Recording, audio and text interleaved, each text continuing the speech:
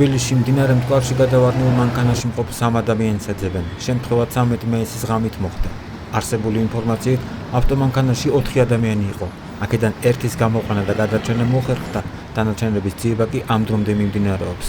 ადგილზე იმყოფებიან სასწრაფო, სახანძრო სამაშველო ჯგუფები და მყვინთავები. მოხდა მტკვრის დონის დაწევაც, რათა ძებნა გაადვილდეს. თვითმხილველების ცნობით, მანქანა უკლიდან შეჯახების შემდეგ გადავარდა მდინარეში.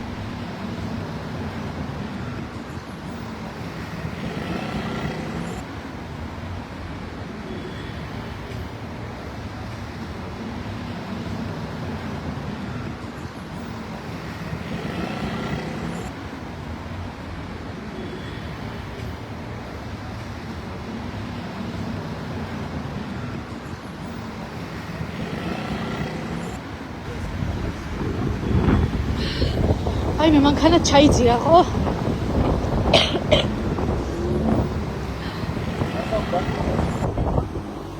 ველა მანქანა წყალმაწა იყო. ვაიმე მართო